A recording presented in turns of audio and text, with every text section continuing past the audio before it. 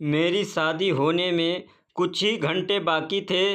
मैं बहुत खुश थी क्योंकि जिससे मेरी शादी हो रही थी वह मेरी बचपन की मोहब्बत थी। मैं उससे बहुत प्यार करती थी। हमें भगवान ने दूसरा मौका दिया था। दूसरा मौका सभी को नहीं मिलता है, इसलिए हम बहुत खुश थे। पर अचानक से मेरी तबीयत खराब होने लगी। अपनी माँ को बताया तो उसने कहा कि तू दुल्हन है, इसलिए तू डर रही है, परेशान हो रही है, ऐसा तो सबके साथ होता है। मैंने कहा, नहीं मम्मी, मेरी तबीयत ज़्यादा खराब हो रही है। मेरी माँ ने मौसी को कह दिया कि इसको नींबू पानी पिला दो, ऐसे ही परेशान हो रही है। लेकिन मेरी तबीयत बिल्कुल ठीक नहीं हो रही थी। मुझे ऐसा लग रहा था कि मेरे पेट में कुछ हो रहा है और मैं जल्द ही दुनिया से जाने वाली हूँ। फिर मेरी तबीयत इतनी ख़राब हो गई कि मुझे डॉक्टर के पास जाना पड़ा। मैंने अपने होने वाले पति से कहा कि तुम भी साथ चलो, लेकिन जब डॉक्टर के कमरे में गए तो उसने मेरे कुछ टेस्ट किए। उसके बाद उसने कहा कि आपके कुछ और टेस्ट भी करने पड़ेंगे। बात बहुत लंबी हो रही थी। मेरे होने वाले पति कहने लगे, आज तो हमारी शादी है, शुभ मुहूर्त निकल चुका है। तो डॉक्टर ने कहा, आप शुभ मुहूर्त को छोड़ें, मुझे तो इनके साथ कोई और ही मामला लग रहा है। पहले मुझे अच्छी तरह से जांच करने दें, फिर मैं आपको बताता हूँ। शुभ मुहूर्त तो निकल चुका था, लेकिन उसके बाद डॉक्टर ने मेरी माँ और मेरे होने वाले पति को भी कमरे से निकाल दिया।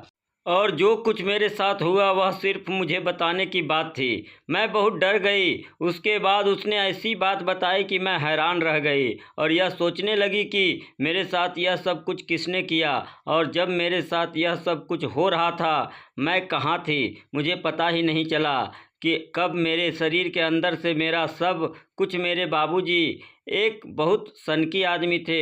उसे औरतों पर हुक्म जमाने का बहुत शौक़ था। उसने पहले मेरी माँ का जीना आराम किया और उसके बाद मेरी ज़िंदगी को भी ऐसा बना दिया कि मैं अपनी मर्ज़ी से कुछ नहीं कर सकती थी। लेकिन मेरी माँ कहती थी कि जब तक यह ज़िंदा है हमारी ज़िंदगी ठीक नहीं होगी। और फिर वही हुआ कि मेरे बाबूजी ने अपनी मर्ज़ी से मेरी शादी करवाई। जिस आदमी से मेरी शादी करवाई वह उनके दोस्त का बेटा नहीं बल्कि उनका दोस्त था और उनकी उम्र मेरे बाप जितनी थी। वह बहुत अजीब तरह का इंसान था, शक्ल से भी अजीब और हरकतों से भी।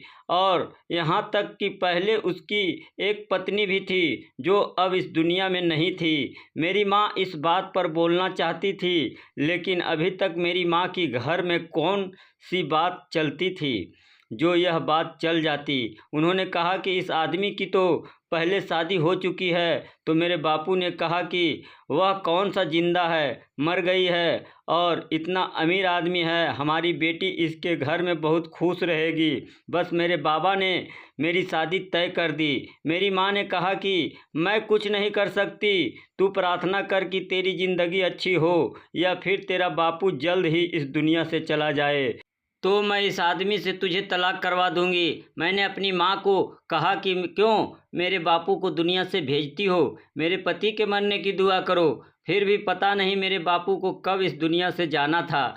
मेरी ज़िंदगी तो हराम हो रही थी, यह तो मेरे बापू से भी ज़्यादा हुक्म चला रहा था। इस घर में बहुत ज़्यादा पाबंदियाँ लगा रखी थी और यह मुझे रोज़ अजीब तरह की गोलियाँ भी खिलाया करता था। जब मैं पूछती थी तो कहता था कि तुम्हें इससे कोई मतलब नहीं होना चाहिए, मेरी बात मानो, तुम मेरी पत्नी हो, मेरी बात मानना तुम्हारा धर्म है, ज़्यादा सवाल मत करो। लेकिन आजकल कौन से ज़माने रह गए थे ऐसे सर झुका के बात करने के। और जब मैं बीमार ही नहीं होती थी तो यह मुझे किस चीज़ की गोली खिलाता था। फिर एक दिन इस घर में एक औरत आई जो इसकी रिश्तेदार थी और डॉक्टर भी थी। मैंने बातों बातों में उससे पूछ लिया कि मेरा पति मुझे गोली खिलाता है, वह गोली किस चीज़ की है। उसने कहा कि अरे तुम्हें परेशान होने की ज़रूरत नहीं है, मुझे पता है, अपने रिश्तेदार का मुझे पता है, यह ऐसा ही है, लेकिन वह गोली तो तुम दोनों की ज़िंदगी को बेहतर बनाने के लिए है। उसकी तरफ से परेशान होने की ज़रूरत नहीं है।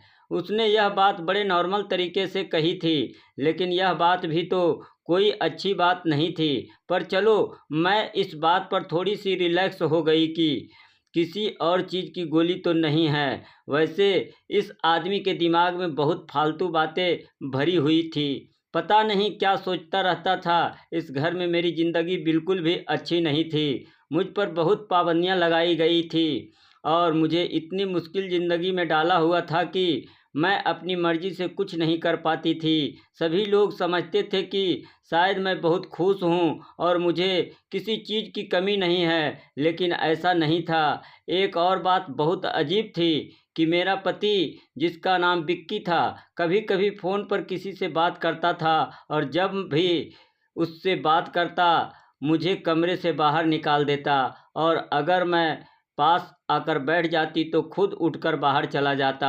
मुझे नहीं पता था कि यह किससे बात करता है। पहले मुझे ऐसा लगा कि जैसे कोई लड़की है, लेकिन लड़की नहीं थी, शायद कोई आदमी था। लेकिन अगर आदमी था तो फिर इस तरह से छुप छुप कर बात करने की क्या ज़रूरत थी। उसकी बातें बहुत अजीब होती थी। वह कहता था कि मैं जिसका चाहूँ अपने सामने सर झुका सकता हूँ। किसी में इतनी हिम्मत नहीं जो वह मेरे सामने बोले। मैं बड़ा पक्का खिलाड़ी हूँ। मेरी माँ मुझे समझाती थी और कहती थी कि यह आदमी तुझसे बहुत ज़्यादा बड़ा है, यह ज़्यादा दिन जिंदा नहीं रहेगा, तू फिक्र मत कर, यह इस दुनिया से चला जाएगा। लेकिन जब से मेरी उससे शादी हुई थी वह ठीक ही था, बीमार होने के बजाय जवान हो रहा था। खुद कह रहा था कि जवान लड़की से शादी की है तो जवान हो रहा। उसको तो कोई ऐसी बड़ी बीमारी भी नहीं थी। वह किसी को फ़ोन करके बता रहा था कि मैं बड़ा खुश हूँ, मेरी पत्नी बहुत अच्छी है, मुझे तो ऐसा लगता है मैं फिर से जवान हो गया हूँ। जब वह इस तरह की बातें करता था तो मुझे उस पर और भी ज़्यादा गुस्सा आता था। मेरी ज़िंदगी अजीब हो गई थी। एक तरफ मैं अपने पति के मरने की प्रार्थना करती थी और दूसरी तरफ अपने बाबूजी के मरने की। वैसे भी वह कब तक जीते, यह तो कोई ज़िंदगी नहीं थी। ऐसे कौन जीता है। मैं जब तंग आ जाती थी तो अपने घर आ जाती थी, लेकिन यहाँ पर भी बाबूजी की बातें ख़त्म नहीं होती थी। एक दिन बाबूजी किसी यात्रा पर चले गए तो मैंने सुख का सांस लिया और अपने पति से कह दिया कि माँ की तबीयत खराब है, इसलिए घर नहीं आ सकती। मेरी माँ ने कहा कि मुझे क्यों बीमार बना रही है, भगवान सजा देगा, मैं सच में बीमार हो जाऊंगी। मैंने कहा कि हो जाओ सारे बीमार, मेरी ज़िंदगी भी तो ऐसी गुजर रही है। मुझे तो अब हर बात पर गुस्सा आता था। लेकिन फिर एक दिन रवि आया, जो मेरे कॉलेज का दोस्त था। उसने मुझे रास्ते में देख लिया। वह बहुत खुश हुआ। उसने कहा कि मुझे तो लगा कि तुमने शादी कर ली होगी। और मैंने कहा कि हाँ, शादी तो कर ली है। उसको बहुत बुरा लगा। उसने कहा कि लेकिन मैं तुम्हारे घर रिश्ता भेजने वाला था, तुम शादी करके बैठी हो। तुमने मेरे साथ क्या किया, तुम्हें वह दिन याद नहीं है जब मैंने तुम्हें कहा था कि तुम मुझे बहुत अच्छी लगती हो। मैंने कहा कि मुझे सब याद है, लेकिन तुम ही गायब हो गए थे और अगर तुम होते भी तो मेरी शादी इसी आदमी से होनी थी। मैंने उसको सब कुछ बता दिया और यह भी बता दिया कि मैं बहुत तंग हूँ। अब वह भी मेरे साथ मिल गया और उसने कहा कि मैं तुम्हारी मदद करूँगा, तुम्हारा इंतज़ार करूँगा। मेरी माँ ने मुझे कहा था कि इतनी उत्सुकता भी अच्छी नहीं होती है, जो हो रहा है आराम से होने दे, नहीं तो तुझ पर भी कोई आपत्ति आ सकती है। मैंने कहा कि अब इससे बड़ी आपत्ति क्या होगी। शक्ल देखी आपने मेरे पति की, ऐसा लगता है कि मेरा बाप नहीं मेरा दादा है। अब मेरी माँ हंसने लगी और मैंने कहा कि आप हंस रही हो तो उसने कहा कि तुम फिक्र नहीं करो, मैं तुझे कह रही हूँ कि वह तुझसे पहले ही इस दुनिया से चला जाएगा। मैंने कहा कि यह तो बच्चों वाली बातें हैं, कभी कभी जवान लोग पहले मर जाते हैं और बूढ़े लोग जिंदा रहते हैं, लेकिन मेरे पति को अचानक क्या हुआ है यह मुझे समझ नहीं आया। उसने मुझे कहा कि हम लोग हिमाचल चलते हैं, बहुत अच्छी जगह है, वहाँ पर 1-2 महीने गुजारेंगे। मैं नहीं जाना चाहती थी, पर मैं इनकार कैसे करती। मेरी माँ ने कहा कि जाना पड़ेगा। मैंने कहा कि हिमाचल जाना तो मेरा सपना था, लेकिन इस बूढ़े के साथ जाने का मेरा कोई शौक़ नहीं था, और वह मुझे अपने साथ लेकर क्यों गया। इस बात पर मैं अभी तक हैरान हूँ कि 2 महीने कैसे गुजर गए। पता ही नहीं चला। मुझे कोई भी पूछता कि वहाँ जाकर क्या किया, कैसे वक्त गुजारा, तो मुझे कुछ पता ही नहीं होता था। ऐसा लगता था कि मैंने सारा वक्त सोकर गुजार दिया था। मुझे इतनी नींद आती थी कि मैं सुबह 12 बजे उठती थी और 2 बजे फिर से सो जाती थी, और बीच में सिर्फ खाना खाती थी और या फिर अपने पति के साथ थोड़ा समय बिता लेती थी। पता नहीं यह कैसा टूर था। मुझे तो ऐसा लगा कि जैसे वक्त बहुत जल्दी गुजर गया। मैं वापस आ गई पीछे। रवि मेरे लिए बेचैन हो रहा था क्योंकि वह मुझसे बात करना चाहता था। मैंने भी उसको अपना नंबर दे दिया था और कहा कि हाँ, रोज़ बात किया करूँगी, बिल्कुल पहले की तरह। और इस तरह बात करने से हमारा प्यार बहुत ज़्यादा बढ़ने लगा और हम लोगों ने तय कर लिया कि बाकी की सारी ज़िंदगी एक दूसरे के साथ गुजारनी है। मुझे रवि ने यह भी कहा कि तुम्हारा पति बहुत अमीर है, उसको किसी तरह इस दुनिया से भेजते हैं तो फिर सारी दौलत भी हमारी हो जाएगी और हमें कभी भी काम नहीं करना पड़ेगा। मैंने भी कहा कि हाँ, इतना तो करना ही होगा। मैं बुरी इंसान नहीं थी। मेरे भी कुछ सपने थे जिनको मेरे बाबूजी ने कभी पूरा नहीं होने दिया, तो सोचा कि शादी के बाद अपने पति के साथ उन सपनों को पूरा कर लेंगे। लेकिन उन्होंने मेरे लिए पति भी अपने जैसा ही तलाश किया, तो यह उनकी गलती थी, मेरी नहीं। लेकिन मेरे बाबूजी ने मेरे साथ बुरा किया, इसलिए मैं भी ऐसा ही करूँगी। मुझे किसी कोई फ़िक्र नहीं है। मैंने अपनी माँ को भी नहीं बताया कि मैंने रवि के साथ ही प्लान बना लिया था, और अपनी माँ को इस प्लान से कब का निकाल दिया था, क्योंकि वह कुछ नहीं कर सकती थी। अगर इसके अंदर इतना दम होता तो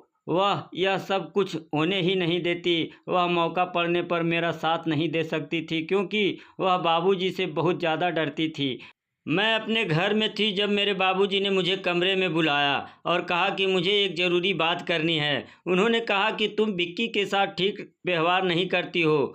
मुझे पता चला है कि तुम घर पर नहीं बैठती हो, लेकिन यहाँ बैठी रहती हो। देखो, मेरी बात गौर से सुनो। तुम्हारी माँ अपना घर बनाकर बैठी है और उसने सारी ज़िंदगी मेरी बात मानी है। अगर अब वह खुद भी यह कहती है कि अपने पति की बात नहीं मानो, तो वह तुम्हारी सबसे बड़ी दुश्मन है। इसलिए उसकी बातें नहीं सुना करो। वह बेवकूफ़ औरत है, वह तुम्हारे लिए कुछ नहीं कर सकती। मैंने तुम्हारी शादी एक अमीर आदमी से करवाई है और तुम्हें इस बात के लिए मेरा धन्यवाद ज़रूर करना होगा। पैसे से ज़्यादा कुछ भी ज़रूरी नहीं है। तुम्हें पता चलेगा कि एक वक्त आता है जब इंसान को यह बात पता चल जाती है कि पैसा ही सब कुछ है। इसलिए जो फैसला मैंने तुम्हारे लिए किया है वह बिल्कुल सही था। अब तुम इस तरह की हरकत नहीं करो।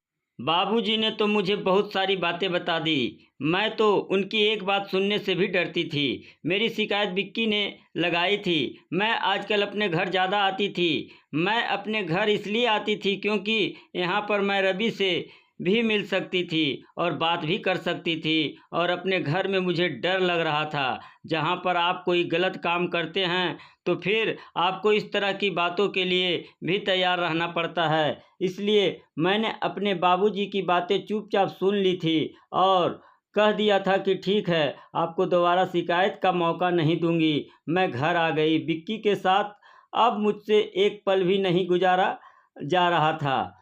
मुझे उस पर बहुत गुस्सा आता था। रवि से कहा कि कुछ करो, कोई प्लान बनाओ, उसको मेरी ज़िंदगी से निकालो। उसने कहा कि बूढ़ा आदमी है, इसको कुछ भी हो जाए तो लोग यही कहेंगे कि बूढ़ा आदमी है, बीमारी की वजह से इस दुनिया से चला गया होगा। तुम फिक्र मत करो, मुझे बताओ, मैं तुम्हें जहर लेकर दे दूंगा, तुम इसको खिला देना और यह दुनिया से चला जाएगा। जहर ऐसा होगा कि किसी को पता नहीं चलेगा कि इसको जहर दिया गया है। आजकल मार्केट में बड़ी बड़ी चीज़ें आ गई है, देख लेना। एक पल में सब कुछ ठीक हो जाएगा। मैंने कहा कि मुझे बहुत डर लगता है। उसने कहा तुम्हें डरने की ज़रूरत नहीं है, मैं तुम्हारे घर के सामने जो होटल है वहाँ पर कमरा ले लेता हूँ, मैं तुम्हारी मदद के लिए आ जाऊँगा। हम लोगों ने मिलकर प्लान बना लिया और अपनी माँ को भी इस बारे में नहीं बताया। मेरी माँ कहती थी कि तुम्हारा पति खुद ही एक दिन मर जाएगा और सब कुछ ठीक हो जाएगा, लेकिन अगर वह 10 साल तक नहीं मरता तो क्या मैं 10 साल तक इंतज़ार करती रहती? 10 साल ही तो मेरी ज़िंदगी के खूबसूरत साल थे, क्योंकि इसके बाद तो मुझे वैसे ही बूढ़ी हो जाना था। फिर मेरे अंदर क्या रह जाता? मैं यह समय रवि के साथ गुजारना चाहती थी। रवि को बच्चों का बहुत शौक था। वह जब भी बात करता बहुत आगे पहुंच जाता था। कहता था हमारे 2 बच्चे होंगे, एक बेटा होगा एक बेटी होगी, हम अपना घर बनाएंगे। मुझे भी बच्चे बहुत पसंद थे और उससे बातें करके मुझे और भी ज़्यादा शौक होने लगा था। वैसे यह पति भी बड़े बेवकूफ़ होते हैं। क्या इनके दिमाग में कभी यह बात नहीं आती कि अगर अपनी पत्नी को इतना तंग करेंगे और पत्नी उनके खाने में किसी दिन जहर मिला दे तो यह तो एक पल में ही ख़त्म हो जाएंगे। फिर भी अपनी पत्नियों के साथ पंगा लेते हैं। मेरे लिए भी यह सब करना बहुत आसान था, लेकिन मैं डर रही थी। रवि ने मुझे अपनी बातों में पूरी तरह से लगा लिया था। यूँ कहे कि मैं उसके लिए कुछ भी करने को तैयार थी। वह जवान था, खूबसूरत था, पढ़ा लिखा था। मैं उसे बहुत पहले से जानती थी। जब हम लोग एक साथ कॉलेज में पढ़ते थे तो मैं हमेशा यही चाहती थी कि किसी तरह मेरी उससे दोस्ती हो जाए, पर उसने कभी मुझसे खुलकर बात नहीं की। एक दिन उसने कहा था कि तुम बहुत अच्छी लगती हो, और मैं उसकी बात का मतलब नहीं समझी कि उसकी बात का मकसद क्या था, लेकिन वह मुझे पसंद करता था और पहले अपनी पढ़ाई पूरी करके कोई अच्छी सी नौकरी करना चाहता था और उसके बाद मेरे घर रिश्ता भेजता। लेकिन इतनी देर में मेरे दुष्ट बाबूजी ने मेरी शादी करवा दी। वैसे देखा जाए तो मेरे साथ कितना बुरा हुआ था। अगर मेरी शादी विक्की से नहीं होती तो आज मुझे यह सब नहीं करना पड़ता। लेकिन फिर वही बात कि अब मेरे पास इतना समय नहीं था। पहले ही मैंने विक्की के साथ जो समय बिताया था, मैं उसके लिए भी बहुत पछता रही थी। काश कि वह समय भी किसी तरह वापस आ जाता। रवि ने मुझे बहुत ही जहरीला जहर ला कर दे दिया और कहा कि बस यह खाने में मिला देना, यह खुद ही इस दुनिया से चला जाएगा और बस उसके बाद तुम्हें थोड़ी सी एक्टिंग करनी होगी कि मेरा पति मर गया और फिर सब कुछ तुम्हारा हो जाएगा। इस काम में थोड़ा समय लगेगा और बहुत सारी एक्टिंग करनी पड़ेगी, लेकिन एक बार यह काम हो गया तो सारा प्रोसेस पूरा हो जाएगा और फिर हम अपनी मर्ज़ी से अपनी ज़िंदगी को गुजार सकेंगे। मैं सबके सामने आकर कह दूंगा कि मैं इस विधवा से शादी करना चाहता हूं और फिर तुम मेरी हो जाओगी। उसकी बातें सुनकर मुझे बहुत अच्छा लग रहा था। वह जो कह रहा था मैं वैसे ही अपनी ज़िंदगी गुजारना चाहती थी, लेकिन मैं बहुत डर रही थी। 1 हफ्ते तक वह जहर अपने पास लेकर घूमती रही और मेरी हिम्मत ही नहीं हुई। रवि रोज़ मुझसे पूछता कि आज मिलाया खाने में, और मैं कहती थी नहीं मुझसे नहीं हो रहा, मुझे डर लग रहा है। ऐसा भी हो सकता था कि मैं विक्की को कहती कि वह मुझे छोड़ दे, मैं उसके साथ नहीं रहना चाहती। पर वह मेरे बाबूजी की तरह ही आदमी था। वह मुझे कभी भी अपनी मर्जी से इस रिश्ते से आज़ाद नहीं करता, इसलिए शायद उसका अंजाम मेरे हाथ में लिखा था, लेकिन मैं डर रही थी। फिर एक दिन उसने मुझ पर बहुत जुर्म किया, मुझ पर हाथ उठाया और मुझे गुस्सा आ गया और मैंने उसके खाने में जहर मिला दिया। सुबह तक वह इस दुनिया में नहीं था और उसकी शक्ल देखकर अंदाज़ा लगाना मुश्किल था कि उसके साथ क्या हुआ है। सही कहा था रवि ने कि यह जहर बहुत अलग तरह का था। पता ही नहीं चल रहा था कि जहर दिया गया है। जल्दी जल्दी अंतिम संस्कार कर दिया गया। मैंने कहा कि उनकी आखिरी इच्छा थी कि मुझे ज़्यादा देर तक घर में ना रखा जाए। मेरे बाबूजी भी बहुत परेशान थे। मैं बहुत लोगों से मिल रही थी। लोग कह रहे थे कि भगवान पर भरोसा रखना, सब कुछ ठीक हो जाएगा। मैं और रवि बहुत खुश थे। इसी तरह हमने 2 महीने गुजारे और फिर उसके बाद रवि ने मेरे घर रिश्ता भेजा। मेरे बाबूजी को तो हाँ कह देना चाहिए था। हम यह रिश्ता वाला नाटक भी नहीं करते, लेकिन बाबूजी के सामने यह सब करना था, क्योंकि वह भी बातें कर रहे थे कि पता नहीं कौन लोग हैं, कैसे लोग हैं, लड़का कैसा है। अब मेरी माँ भी बोली और उसने कहा कि उस लड़के को छोड़ो, तुम्हारी बेटी विधवा है और तुम्हें पता है ना इस समाज में विधवा के साथ क्या होता है। उससे कोई भी शादी नहीं करता, उसका हाथ पकड़ने के लिए कोई तैयार नहीं होता। और यह लड़का तो बिल्कुल कुंवारा है, इसकी तो पहले शादी भी नहीं हुई। अगर फिर भी यह तुम्हारी बेटी से शादी करना चाहता है तो तुम्हें देखना सोचना ही नहीं चाहिए। मेरे बाबूजी ने हाँ कह दी और हमारी शादी की तारीख पक्की हो गई। अब हमसे ज़्यादा खुश इस पूरी दुनिया में और कोई भी खुश नहीं था। मुझे तो यकीन नहीं हो रहा था कि यह सब कुछ इतनी आसानी से हो गया। मैंने अपनी किस्मत का पासा पलट दिया।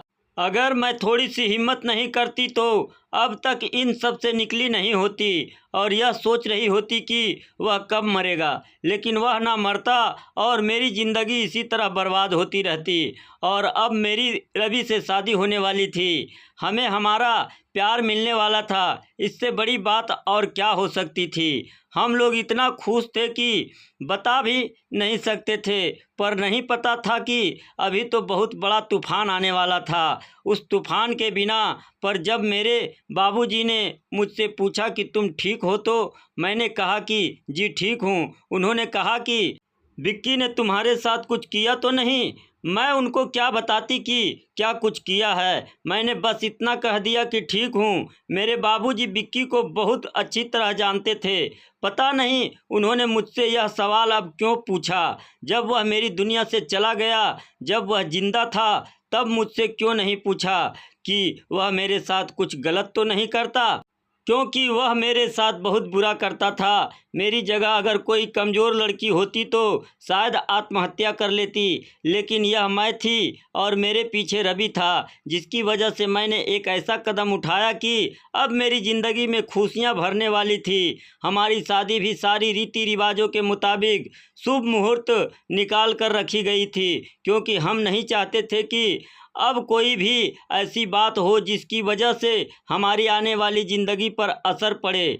मैं बहुत ज़्यादा खुश थी, पर मेरी माँ ने कहा था कि अपने बाबूजी के सामने ज़्यादा खुश ना रहना, यही कहना कि मैं शादी नहीं करना चाहती थी, लेकिन फिर भी कर रही हूँ। मुझे तो अभी भी विक्की की याद आती है। यह ना हो कि वह आखिरी वक्त में कोई काम कर दे, लेकिन अब मेरे बाबूजी ऐसा कुछ नहीं करने वाले थे। मुझे पता था कि वह भी चाहते हैं कि मेरी ज़िंदगी में फिर से कोई आ जाए, क्योंकि उनको भी पता था कि विधवा से किसी ने भी शादी नहीं करनी थी। लेकिन शादी की तैयारियों का असर था या फिर क्या बात थी। मैं बहुत ज़्यादा थकी थकी रहती थी। मुझे ऐसा लगता था कि जैसे मेरे अंदर पहले जैसी जान नहीं है। मैंने यह बात रवि को भी बताई थी। उसने कहा कि एक दफ़ा तुम मेरी ज़िंदगी में आ जाओ, फिर सब कुछ ठीक हो जाएगा। तुम्हें कोई काम करने की ज़रूरत नहीं होगी, हम घर में काम वाली बाई रख लेंगे और बस तुम मेरे लिए सजना और मेरी ज़िंदगी को सुंदर बनाना, यही तुम्हारा काम होगा। मैं उसके बारे में सुनती थी तो खुश हो जाती थी, लेकिन मुझे ऐसा लगता था कि मेरे अंदर कुछ भी नहीं है। मुझे अंदर से बहुत कमज़ोरी महसूस हो रही थी। शादी वाला दिन आ गया तो सुबह ही मेरी तबीयत खराब थी। मेरी माँ ने कहा ऐसा है तो तुम कोई दर्द की गोली खा लो। मैंने ऐसा ही किया, लेकिन शाम तक जब मैं बिल्कुल तैयार हो गई, मैं बहुत सुंदर लग रही थी, तो मेरी तबीयत ज़्यादा ख़राब होने लगी। मेरी माँ ने मुझे कहा था कि तुम डर रही हो। मैंने कहा कि माँ कैसा डर, मेरी कौन सी पहली शादी है जो डरूंगी। लेकिन मुझे अजीब सा लग रहा है, ऐसा लग रहा है कि मेरा दिल फट जाएगा। मेरी माँ ने कहा कि यह डर है और कुछ नहीं है, आराम से बैठ जाओ, कुछ नहीं होता। लेकिन मुझे यह समझ नहीं आ रहा था कि मैं क्यों डरती। थोड़ी देर के बाद मेरी तबीयत ज़्यादा ख़राब हो गई। कभी कोई रिश्तेदार आकर मेरे ऊपर कोई फूल डाल जाता, कभी किसी ने मुझे प्रसाद खिलाया और किसी ने कहा कि कुछ नहीं होता, शायद इसको नज़र लग गई है, तो कान के पीछे काला टीका लगा दिया। तो किसी ने मुझे कहा कि माता रानी के आगे सर टेक लो, सब ठीक हो जाएगा। मैंने सब कुछ किया लेकिन मेरी तबीयत ठीक नहीं हो रही थी, यहाँ तक कि मेरी तबीयत बहुत ज़्यादा ख़राब हो गई। रवि भी कमरे में आ गया, उसने भी मुझे शादी से पहले देख लिया, जबकि शादी से पहले देखना बुरा शगुन होता है। लेकिन अस्पताल तो मुझे रवि ही लेकर गया था। मेरी माँ और रवि हम लोग अस्पताल चले गए। मेरी तबीयत इतनी ख़राब हो गई, मुझे होश भी नहीं था कि मुझे क्या हो रहा है। डॉक्टर ने जब मुझे चेक किया तो उसको भी समझ नहीं आ रही थी। उसने 2-4 टेस्ट करवाए, फिर वह थोड़ी परेशान हो गई और एक और टेस्ट करवाने लगी। हमारा काफ़ी टाइम बर्बाद हो गया। मेरे होने वाले पति ने कहा कि हमारा तो शुभ मुहूर्त था, वह तो निकल गया। डॉक्टर ने कहा कि आपको शुभ मुहूर्त की पड़ी है, अगर लड़की ठीक होगी तो शादी हो जाएगी। मेहमानों से कहे थोड़ा इंतज़ार कर ले। उसके बाद उसने मेरे और भी वहाँ से टेस्ट करवाए। मैं बहुत थक गई थी, मेरा मेकअप भी ख़राब हो रहा था। आज मेरी शादी थी, मुझे बहुत बुरा लग रहा था कि मेरे साथ क्या हो रहा था। मैं तो मरीज बनकर बैठी थी, जबकि अब तक हमारे फेरे भी हो जाने थे। फिर सोचा कि अब तबीयत ख़राब है तो क्या किया जाए। मैं अपने आप को पूरी तरह से संभालने की कोशिश कर रही थी, लेकिन संभाल नहीं पा रही थी। फिर जब डॉक्टर के हाथ में फाइनल रिपोर्ट आई तो उसने कहा कि मुझे आपसे अकेले में बात करनी है। मेरे होने वाले पति रवि ने मेरी माँ को कमरे से बाहर निकाल दिया। रवि ने कहा कि हमें भी जानना है। तो डॉक्टर ने कहा कि आपको यह बात बताई जाए या नहीं, इसका फैसला लड़की खुद करेगी। मुझे फ़िलहाल सिर्फ लड़की से ही बात करनी है। मैं भी डर गई, कौन सी बात है कि मुझे कोई फैसला करना पड़ सकता है। मेरे बाबूजी कहते थे कि यह जो डॉक्टर होते हैं यह कभी भी अच्छी खबर नहीं सुनाते, इनके पास जाओ तो यह इसी तरह की कोई बात करते हैं। मुझे भी आज लग रहा था कि मुझे कोई अच्छी खबर मिलने वाली नहीं थी। डॉक्टर ने कहा, देखो मेरी बात गौर से सुनो, क्या तुम इससे पहले कुछ दवाई खाती रही हो? कोई ऐसी दवाई जिसके बारे में तुम्हें पता ना हो? पहले तो मैंने कह दिया कि नहीं, फिर मुझे याद आया कि हाँ, मेरा पुराना पति मुझे गोली खिलाया करता था। उस गोली का कोई पन्ना तो मेरे पास नहीं था, लेकिन जब मुझे डॉक्टर ने कहा कि बताओ गोली कैसी थी और मैंने उनको बताया तो मैंने कहा मुझे तस्वीर दिखाइए, और उन्होंने मुझसे पूछा क्या कहीं यह गोली तो नहीं थी? मैंने कहा कि हाँ बिल्कुल यही गोली थी। तो डॉक्टर बहुत ज़्यादा परेशान हो गया।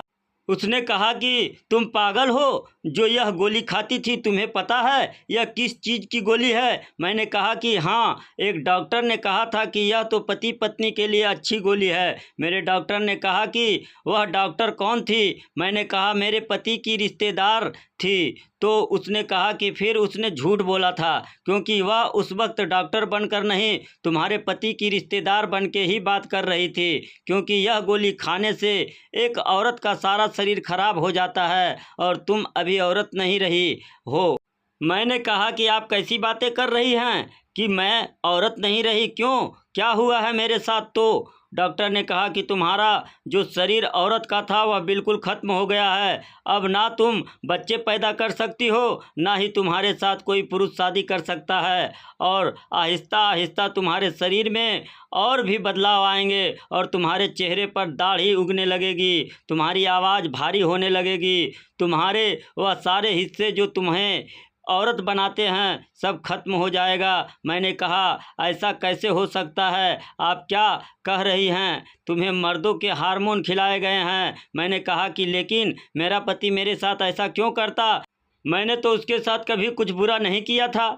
मैं कोई फैसला नहीं कर सकती। मैं बहुत घबरा गई थी। मैंने डॉक्टर से बार बार पूछा था, उसने कहा था कि यही है जो मैंने तुम्हें बताया है, यही सारी बात है, तुम चाहो तो किसी और डॉक्टर के पास चली जाओ, लेकिन वह भी यही सारी बात तुम्हें कहेगा। डॉक्टर ने मेरे होने वाले पति और माँ को कह दिया कि अभी शादी नहीं हो सकती, आप इसको आराम करवाएं, उसकी तबीयत बहुत ख़राब है। और मैं अपने घर चली गई। रवि मेरे पास बैठा था, पर मैंने उसे कहा कि तुम भी अपने घर चले जाओ, मेहमानों को संभालो, अपनी माँ को संभालो, अभी मुझसे बात नहीं करो। वह भी बड़ा परेशान हो गया, लेकिन मैं उसे कुछ बताना नहीं चाहती थी। मेरी माँ जब मेरे पास बैठी तो मैंने उनको सब कुछ बता दिया।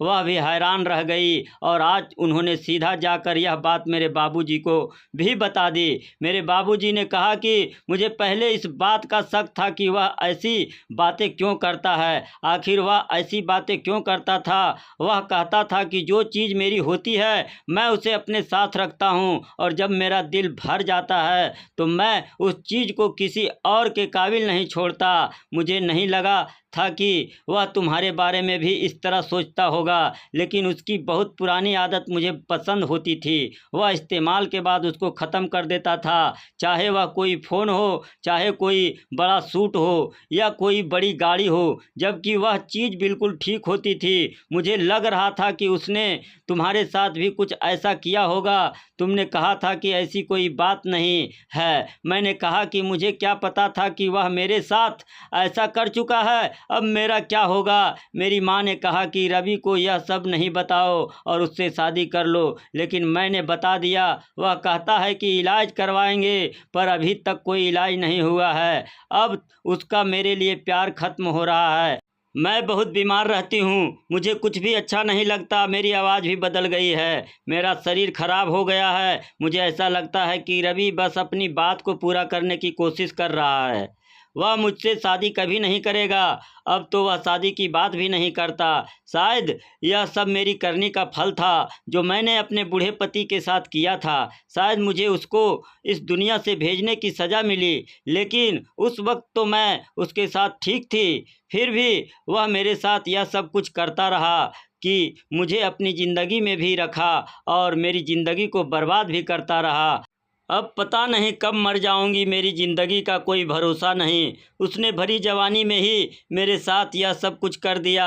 आप लोग ही बताएं, क्या किसी औरत के साथ इस तरह करना चाहिए? जो मैंने किया वह गलत था, लेकिन वह तो पहले से ही मुझसे दुश्मनी निकाल रहा था। मुझे तो नहीं पता कि मैं उसके लिए बुरी थी, फिर भी उसने मेरे साथ यह सब कुछ किया कि मुझे अपनी ज़िंदगी में भी रखा और मेरी ज़िंदगी को बर्बाद भी किया। अब मुझे पता नहीं कब मर जाऊंगी। यह कहानी आपको कैसी लगी कमेंट के माध्यम से हमें ज़रूर बताएं, और ऐसे ही कहानी सुनाने के लिए मेरे चैनल को लाइक और सब्सक्राइब ज़रूर करें। धन्यवाद।